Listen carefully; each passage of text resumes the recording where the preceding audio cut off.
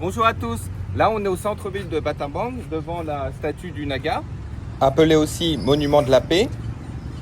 C'est une statue qui a été faite il y a quelques années par des artistes cambodgiens.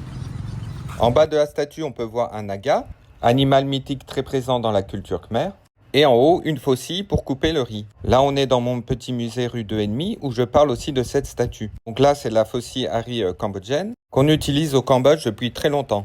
Là, c'est une photo des années 30 où on voit un Cambodgien utiliser cette faucille. Cette faucille est le symbole de la région de Battambang, car la grande majorité du riz du pays provient de cette région. On appelle aussi cette province le grenier à riz du Cambodge. La statue est composée d'environ 3000 armes, des armes de guerre qui ont servi pendant la période Khmer Rouge. La statue mesure 6,5 mètres de haut et a été construite en 2007. Cette statue a un message symbolique assez fort, comme la transformation de la destruction en espoir. Et devant la statue, on retrouve un panneau explicatif.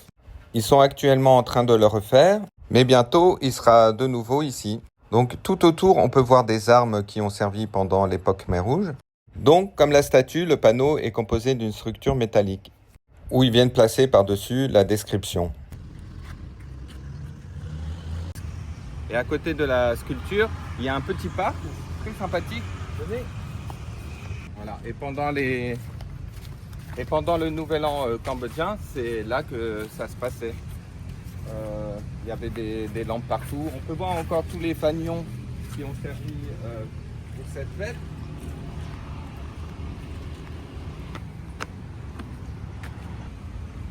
Et si on va tout droit dans ce parc, on va arriver jusqu'au monument de l'indépendance.